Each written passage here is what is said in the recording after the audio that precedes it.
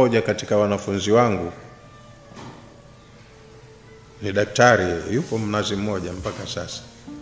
Kuna siku tulikuwa tunasoma tafsiri, ikafika pahala nikamgusa kwenye anga zake, akatikisha kichwa. Kaambia, vipi, mbona umeshangaa? Sema, bwana, Qur'ani ina maajabu matupu. Hichi tulichosoma hapa kimenikumbusha bwana, binadamu kweli hawezi kufanikiwa kwa ujanja wake. Mimi niko pale Mnazi Mmoja,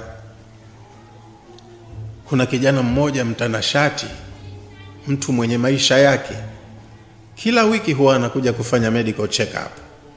Yani kama mtu anaye gari yake anaipeleka service kila wiki, basi yeye anakwenda kujifanyia service mwili wake.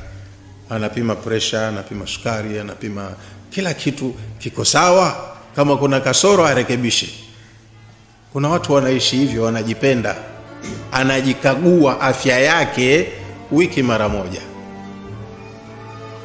anaridhishwa pale na madaktari, uko vizuri, hichi kiko sawa, hichi kiko sawa, alafu anaondoka. Alafu ni mtu wa mazoezi, piga zoezi vizuri kujiweka fiti.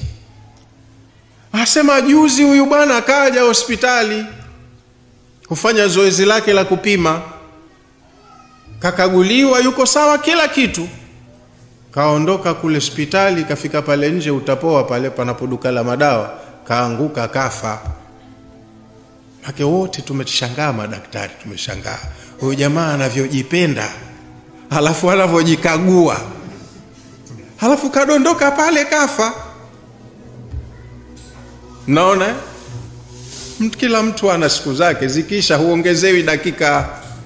Na kule kujikagua ukajiona uko sawa, usijipe moyo ukasema nipo kwanza. Usijipe moyo, huna dhamana hata ya dakika 5 zijazo, kwa sababu kuumwa si lazima, kufa si lazima uumwe ati. Siku zako zikisha tu unaondoka. Kwa hiyo mtu anajipenda, anakula vizuri, anafanya mazoezi, anacheki kila siku afya yake. Lakini kaenda kucheki hajambo, kila kitu anaambiwa kiko sawa, katoka nje pale kadondoka kafa. Hakugongwa na gari wala hakutukanana na mtu kama labda pressure imepanda. Kaanguka tu mwenyewe na kufa. Kwa hiyo anaambiwa binadamu, wewe unajituma sana kupanga unayoyapanga, kufanya unayoyafanya, kujibidiisha kwenye malengo unayotaka ufikie, lakini akibatu hal maut, mwisho wake yote unayoyafanya, kote unakojituma, mwisho wake unakabiliwa na mauti. Hakuna anayekaa milele katika hii ardhi, kila mtu anaondoka. Kwa hiyo unaambiwa upo leo, lakini wewe ni msafiri. Siku zako zinahesabika, dakika zako zinapungua. Yani kila siku moja ikiisha, na wale wazembe huwa wanyate wanafanya birthday. Leo nafanya birthday, nimetimiza miaka 30. Wewe unajiuliza, lakini zimebaki ngapi hapo mbele? Anafurahi tu, nimetimiza muda fulani. Jitume, ujipange, ufanye vizuri, kwa sababu wewe ni msafiri, unaenda kuonana na Mola wako. Unayoyafanya leo mwisho wake yanakatishwa na kifo hapo mbele. Kifo kinakuja kukatisha. Wazamanu, na muda. Azamanu ni zama, muda, a period of time. Wazamanu yatiru, muda unaruka. Siku uliozaliwa watu walishereheka, fulani leo kapata mtoto, wakakuhesabia ni siku yako ya kwanza. Pengine siku ya pili unapelekwa kliniki, daktari anauliza ana umri gani? Leo siku ya pili. Yani muda wako uliopangiwa hapa siku 2 ushakula. Kufumba na kufumbua tu. Umezaliwa jana, leo umeshinda, kesho mama anaenda hospitali, anaulizwa ana umri gani? Ana siku 3. Siku 3 ushatumia. Katika muda uliopangiwa, idadi ya siku ulizotakiwa uishi 3 zimeenda. Wewe jitizame hapo ulipo leo, muda wako mpaka hapo unavyojiona umeliwa na siku moja.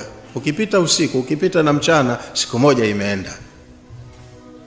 Mimi nilikuwa kijana mdogo kwetu na deka na dokoa kiteweo. Sasa hivi nishakuwa Shwaibu hapa na mvi. Siku moja moja tu ndo zinakula umri wa mtu, na kila siku unabadilika, kila siku unabadilika. Kwa hiyo anaandika hapa mwandishi, anasema wazamanu yatiru, huu wakati au muda wetu unaruka, unakimbia. Wa anta fi kulli lahzatin, na wewe binadamu kwenye kila dakika moja, taqtau shawtan min umrika alqasir, unakuwa umeshazunguka duara moja, umeshamega muda fulani katika umri wako mfupi uliopangiwa kukaa hapa duniani. Kila siku ikienda ni kipande cha muda ushakikata hapo. Kwa hiyo usifanye birthday ukafurahia tu ulichotumia, lakini hujiulizi muda niliotumia nimeutumia kwa manufaa au kwa hasara, nikiondoka leo nimepatia au nimekosea, wala hujiulizi. Wewe ni mtu wa kufurahi tu, na furahi nimetimiza umri wa muda fulani. Hujitathmini matumizi ya huo umri, umetumia umri kwa faida au kwa hasara.